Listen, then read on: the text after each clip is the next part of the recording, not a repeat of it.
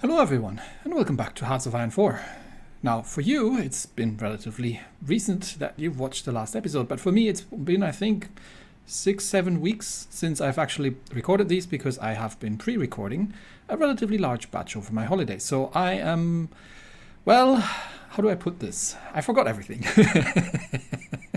I did have a very brief look around, but I think where we left off was that we have managed to halt the German advance. Now, if we are looking at the numbers here, and you can kind of see it relatively well, we're sort of on par number-wise with the Axis on this front. So we're holding.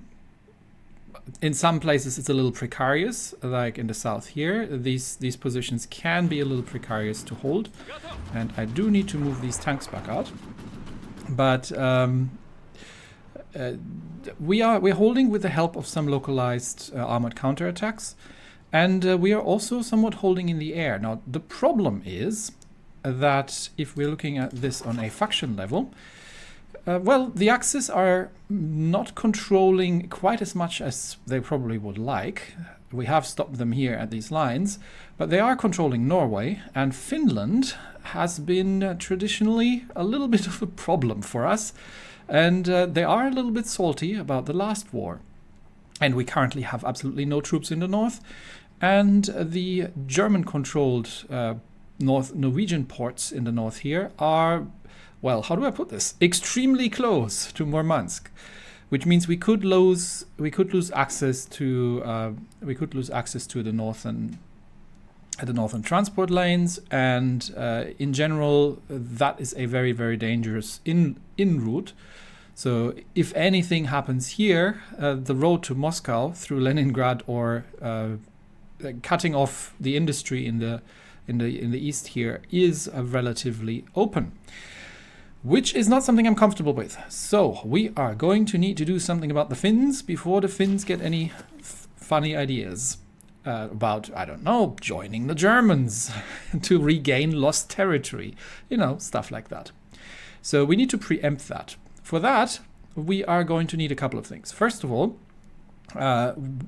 the first motorized under Zhukov is probably going to be good enough for now to control the local counterattacks as they go. We're going to need an air force, and we are going to need at least one full army of infantry, plus a couple of. I mean, this is all pretty foresty, but again, if the Finns are acting up, we can push. We can repeat the push towards Helsinki, and we can also potentially do naval invasions through Tallinn here if need be. But we might need a couple of tank divisions just for the firepower, and other than that, just a bunch of regular infantry to deal with these guys. The other problem is in the east, because we have relatively few troops over here, and Japan is still fighting and is making inroads into communist China over here, and just in general into China in general. We don't really have time to assist, or resources really, to assist the Chinese at this point. However, Mongolia is our puppet, and if Japan gets any funny ideas, I think right now we do have a non-aggression pact with Japan, probably. They actually had they have a couple of the Tibetan Empire as well is already part of the Greater East Asian Co-Prosperity Sphere. So if we're looking at that, then somewhere there should be the non-aggression pact, the Germans, and do we still have a non-aggression pact with Japan? Yes, we do. So we currently we do have military attachés in China, which Japan tends to get annoyed about, but we do have a non-aggression pact with the Japanese, I believe, unless no, that's our faction. That's expeditionary forces. Non-aggression pact, yeah. So somewhere in this long list of people we're not currently fighting is Japan.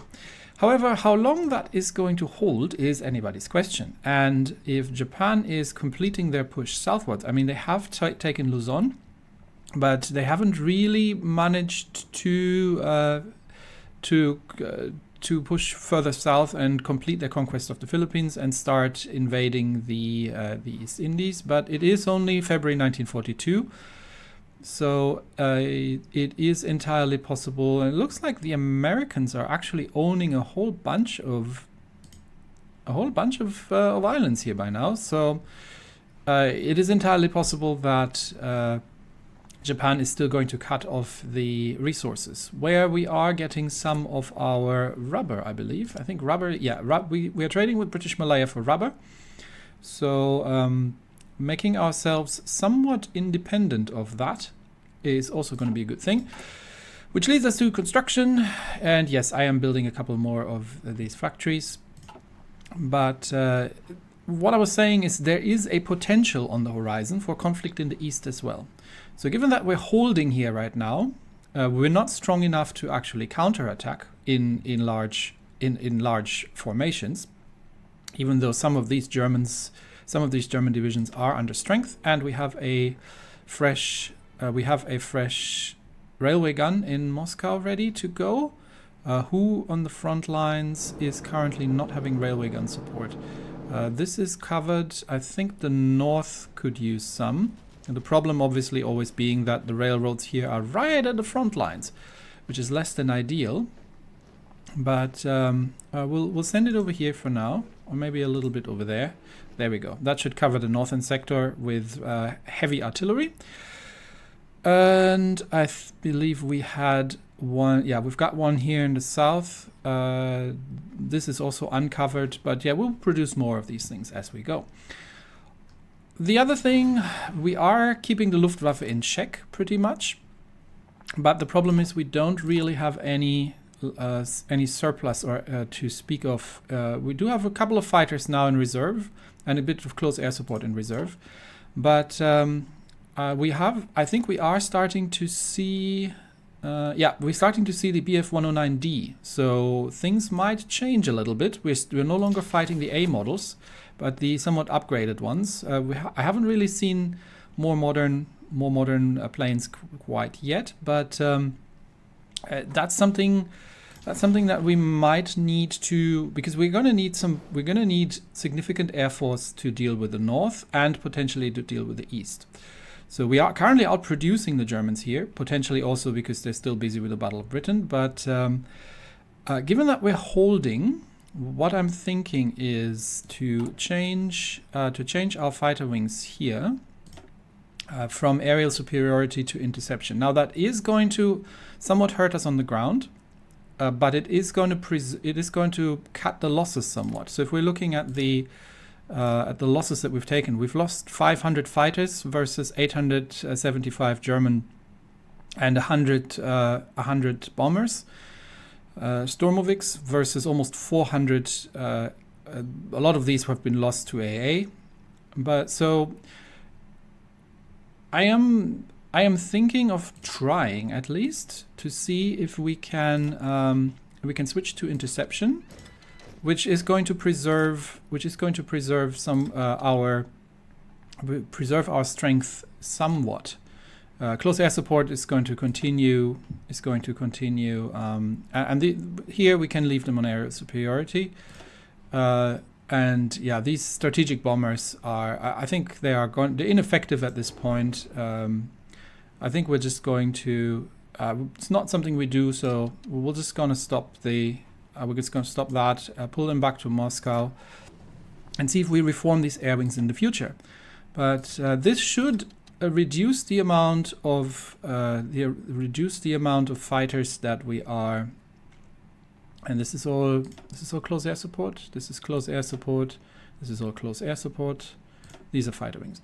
This should reduce the amount of losses that we're taking, and we will see if the front lines are holding. We can always switch it back, but for now, And we are still producing the Sturmovik. We've got the Sturmovik A starting ramping up, but we do need to increase the production efficiency. So yeah, lots of things that we still need to do. And the other thing that we need to do is recruit ourselves a new army. So let's begin and train. How are we going to do? Let's do 16 of these, and they can come up here.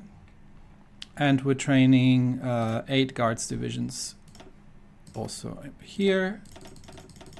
All right, so in low priority, because I do need, well, actually, no, we do need these sooner rather than later. So we might give these priority for training. Let's see how that impacts our stockpile of things. So this army will take on the north, and the tanks that are going to come out of the current recruitment, we're going to start another tank army here as well. We've got the militias. We do have the 9th Army here, which means we are going to need a we've got Army Group North, which is currently not really in the north, but we're just going to leave it as is. Right now this is called Army Group West. We might switch that around, so we might make that Army Group West here. And then we're going to call these guys Army Group North, because that's their new designation. And they're going to need a field marshal. So who do we have around? Konev could become a field marshal. I mean, he's not really doing anything else at the moment. Not quite certain I like the minus 10% recovery rate, but it is giving +1 attack. Do we have anybody else who we could currently make a field marshal? He is an army regrouping expert. We are running low on manpower, as you can see, so we do need to increase our things. But yeah, I think he's also significantly better in terms of supply consumption. I'm going to promote him to field marshal, and we are going to get him in charge of Army Group North, and then we can also give him. We are going to give him the offensive doctrine. And we are, yeah, organization first is probably the first one I'm going to take. Do I still have command power? Yes, I do. And then he can also take charismatic, which balances out his debuff from the harsh leader. There we go. And we will get another. I'm pretty sure we have more tank commanders around. We will get another army group, another army into this group with the newly created tanks. Now this army here is busy.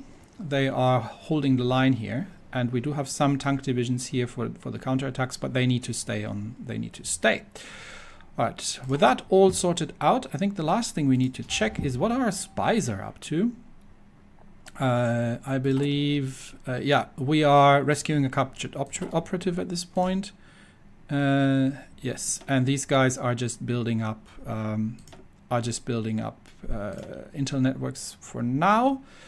We might move Agent Zorge over a little over to Minsk, because that might be more helpful on the front lines. Or actually, we can move him sort of. Where can we move him? No. You move him. Okay. Why can I not? What's going on here? Why can I not move my agents? Internet. There we go. It helps if you actually click on the right button. Yeah, we'll move him over to Minsk. Come on. Intel network Minsk. There we go. Made it. We move him over to Minsk, and he can assist with he can assist with more on the front line. I should have done that a lot earlier, but that's what it is. All right, so we're going to see red air here. And we will see if that has any impact on, let's unpause, let's see if that has any impact on the front lines at this point. And yes, we are actually, Yes, we have that one air wing that we don't care about. But we do need to train a new air wing. So let's create them in the north, actually, where we're going to need them. Do we have an airport here? Yes, we do. It is relatively far off, but we can start creating some. We can start creating some. I don't know what these are. These are probably captured. Okay, we'll create two. What are these? These fighters? P20. No, I think these are ground. I don't even know what that is. That's not one of mine. I have no idea where that came from.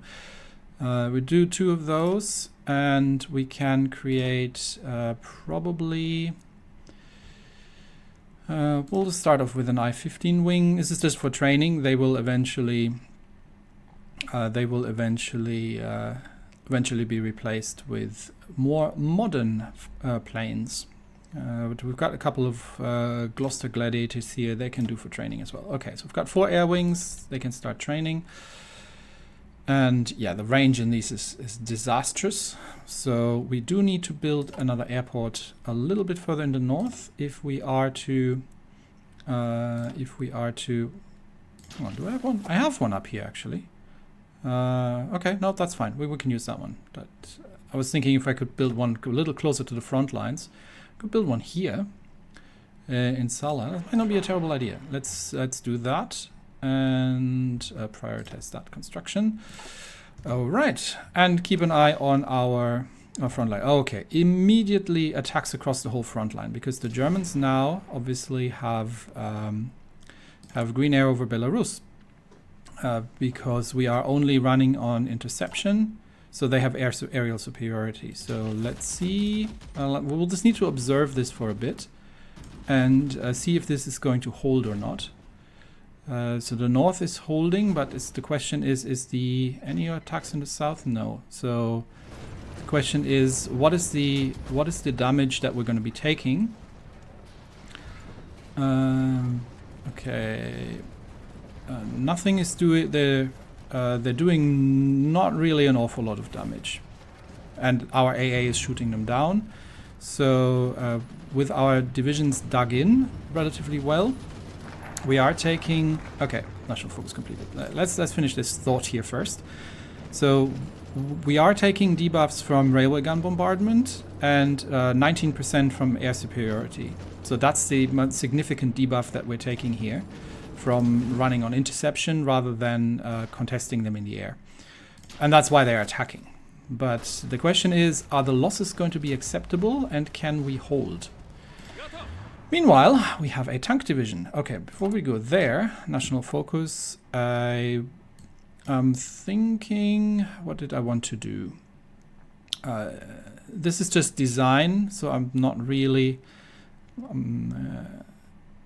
I think the adaptable army would be a good one, but before we do that, I want to see if I can further reduce our air losses. We also have a lot of things over in this corner. We've got I think Inheritor of the Mantle of Lenin is something we can do. It's a 35 days focus, and we do have a couple here over for the east, but I'm not dealing with that just yet. Don't have the troops for it.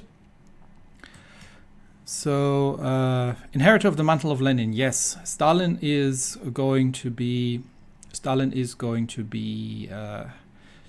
the new leader of the revolution, the world revolution. 5% war support,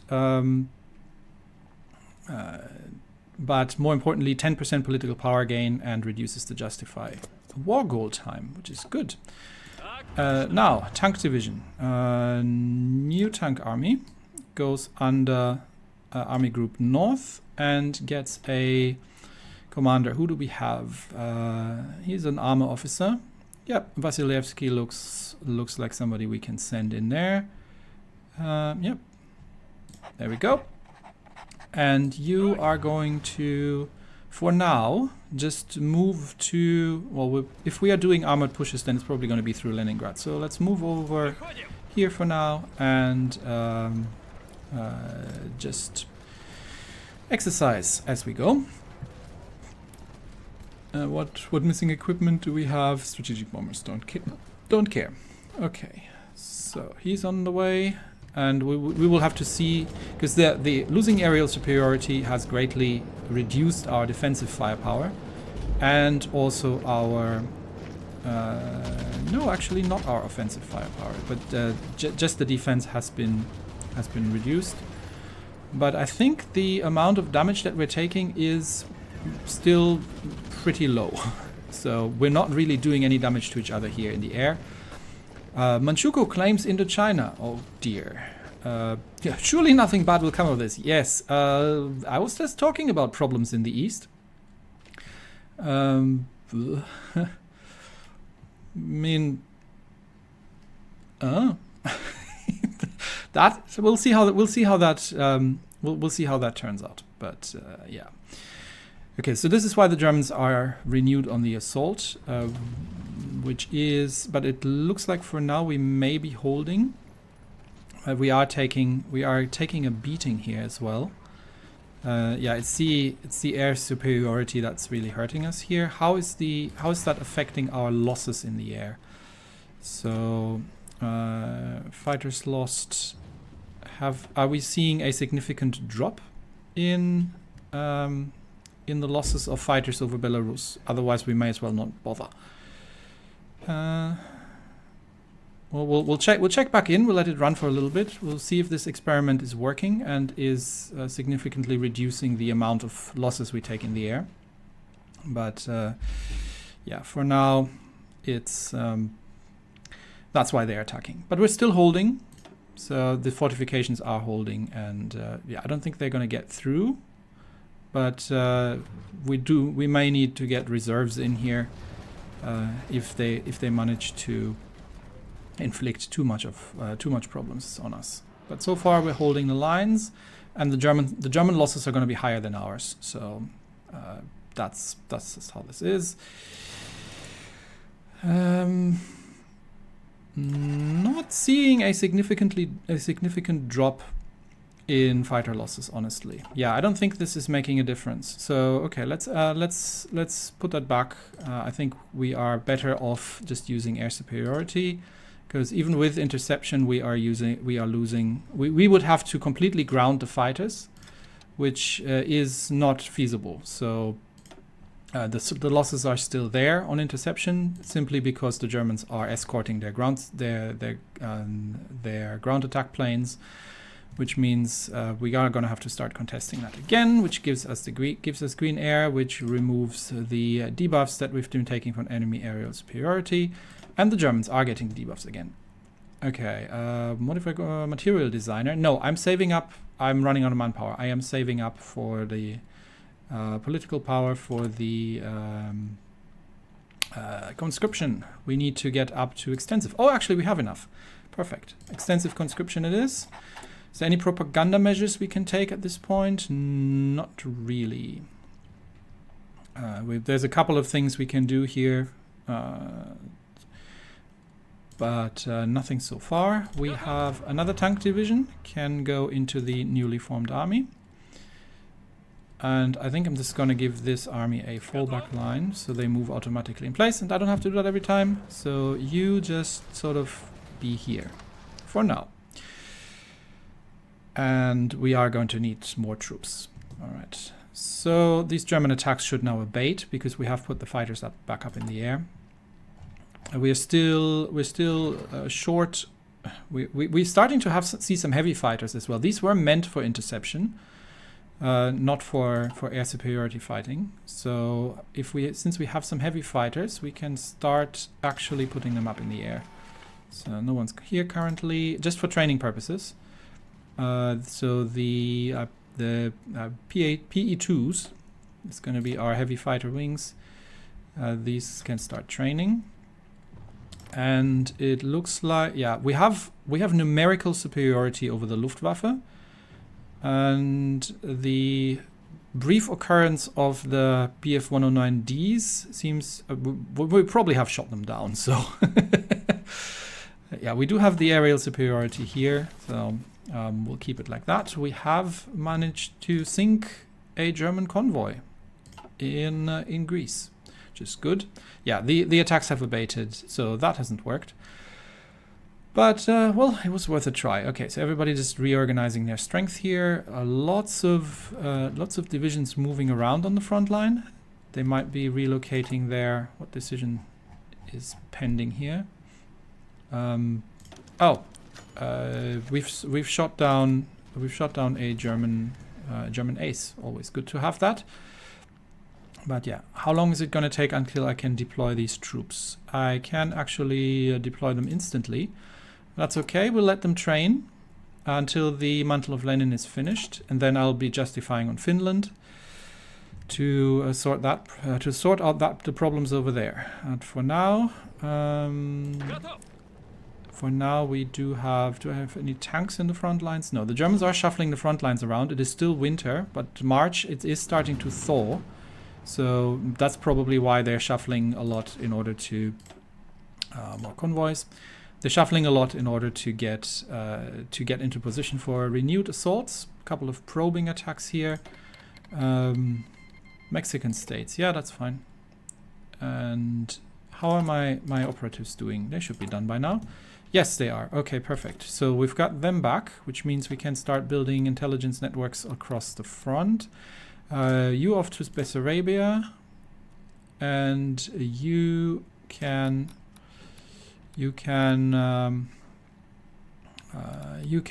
head back over to Berlin and continue the work there. All right, and we've got lots of missions available actually. We could anything interesting that we could do. We could steal some military blueprints from the Germans, but or we can do some sabotage. I'll build Intel networks for now. For now, I like the bonuses that we're going to get from those. And yes, we'll leave the German front as is, and we'll need to do with. We have lost an ace, and we've got a new one. Well, you win some, you lose some. What are we researching, by the way? Oh, we're researching better things in general. How does this look like equipment-wise now? We're still okay, actually, even from the... So we can actually switch production lines. We're okay even from the newly trained armies, so that's all good. We've got these four. We've got these 4 divisions. They can. I think they're good enough to. They're good enough with training here at this point. Stop training and assign them to the Northern Army. Okay. And we have the 45mm M42 anti-tank guns, which means we can. So what's our AT? We've got 1,000 in stockpile. That's good enough to deal with losses. So for now, we are just going to go and switch the very old anti-tank gun production over to the M42s. There we go. That is costing us massively in production efficiency, but we'll let it build back up. All right, what do we need next? We are behind in research in so many areas. We are researching the 1940 heavy tanks. We might... we can also research better guns. That's something we probably need to do. It's the 1942 guns. Anything else? Yeah, we've got atomic research that we need to start picking up. Yeah, we might need to do that as well. Excavation tech, construction still ahead of time. This would give us an additional rubber. That's also good. That's an important thing to have. Do we have a... we don't have a material designer yet, so that's something we need. But for now, at least we're getting some manpower back here. What are we going to do? What are we going to do? Well, given that our army is mostly infantry based,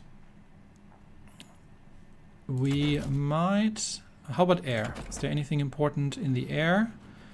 The improved medium airframes, we could so we can build better interceptors. But I think I'm going to start with better rifles. There we go. Okay, that's on the way. And once focus finishes, Stalin is now the inheritor of the mantle of Lenin. He has taken over from Lenin, and now we have a war goal justification time reduction plus more political power gain, which is good because we're going to need political power for a lot of things. And I think the first thing I'm going to do is, we've got two choices. We can do, or three choices actually. We can expand aviation institutes, which makes our Air Force better. We can get women into the Air Force, the famous night witches. And that gives us a couple of good things, or we could intensify the pilot training program. All of these are good.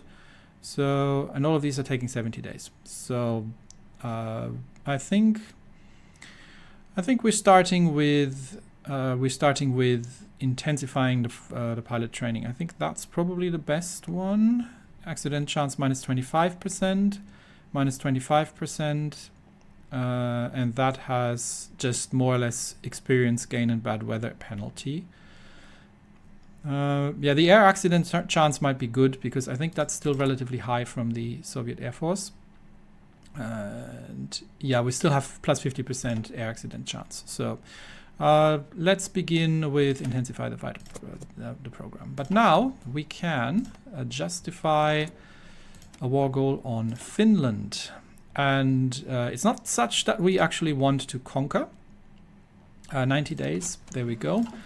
It's more that we want to, this is a preemptive strike because the Finns are about to join with the Germans, and what are they, when are they going to be? 26th of June, that's taking a long time. Okay, improved heavy tank chassis is done. Was there something we needed from that? There might have been. Where was the IS-2? There was an IS-2 design somewhere here. Doesn't seem to be there anywhere. Was it this one? Advanced heavy tank chassis. Okay, we're not there yet. So that would be that one. Although that might not be a terrible idea because we do have an ahead of time bonus. Not ahead of time bonus. We've got a 75% research bonus. We may as well. Yeah, let's get that going. They will know fear, and that gels pretty nicely. The problem, these guys take until June. These guys take until June to finish training. Was it 26th of June? And our justification is going to be on the 24th of June. Okay, so we can let them train a little bit longer. All right, good. So that's all good, and that's all under control. What are we going to use in our? What are we going to use our? We've got a couple of decisions here, propaganda efforts to get our war support higher, but I'm not planning to use those yet. That might just be from losses. But is there anything else that we can currently do? We could invest in tertiary state building. We could expand aluminium plant in Leningrad. Yeah, we've got a couple of these now. How's our production looking like? We're good on aluminium, to be honest. It's rubber. That's the problematic bit. So I don't think we need to take any of these just now. Do we have any propaganda that we can use? That gives us war support and communism support. Okay. Under the leadership of Stalin. Well, given that we've just done that, let's kick that off. So now we get our war support back up with a little bit of propaganda. And we have a doctrine available. Yeah, we are finished. Oh, these are actually open. Somebody mentioned it in the comments and said that these are not exclusive. Oh yeah, because they don't have the. It's really difficult to see. There's actually an arrow that these are mutually exclusive. These are not mutually exclusive. Mutually exclusive. So I can take the air superiority. Yeah, heck yeah, I want that one. That one's awesome. Okay, so that works. And yeah, I think we are going to, yes, we're holding. The air battles are going on, but we are winning them by a fair margin. The Germans are still struggling at this point to get modern planes into the air. So our air wings are having a higher mission efficiency. The radars are doing great jobs here, and we're shooting down tons of German aircraft and whatever else is in the air here. These aren't even Germans. There are a couple of them, but not many. So Belarus is still where the height of the air battle is happening, but we have the air very well under control with radar directed interceptions. The Luftwaffe is absolutely struggling to get anything done here, and has horrendous losses at this point. So we've got that under control, which means we can slowly start building up new air wings and just outproduce the Germans with our massive production capacity. So the Yak-3s are, we're just building 6 of these per day. There's just no way the Germans are going to be able to, are going to be able to do anything about it. So we're converting stockpiles of the IL-2s into the IL-2As just by the magic of some refits. And I think we can actually probably, we'll let that get up a little bit more. We can probably reduce this a bit. And how's our stockpile here? Our stockpile on close air support is negative still. Okay, well, we'll let them. We'll let that ramp up a little bit still until we've got. I mean, we're already outproducing this, so no, I think it's fine. We can up these to 20 and just completely remove that, and that'll help. That'll help a little bit with building up anyway. Okay, Katyushas are still being produced, and we are still gonna need. We've still got a good stockpile of trucks and trains, but we are going to need more military factories here too.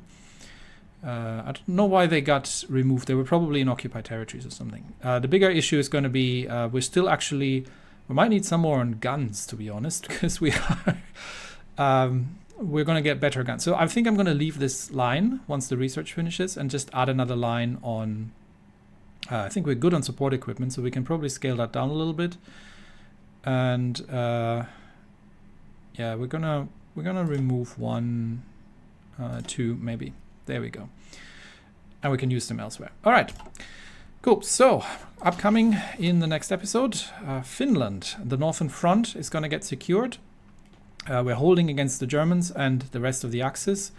The Allies are controlling the Mediterranean, so there's no need for us to invade Iran and make sure that the Germans don't get their hands on the oil there. And yeah, they are still having a very sizable, sizable army. And even though the Luftwaffe is taking horrendous losses, they are relatively far down by now. They are mostly. They look like they are.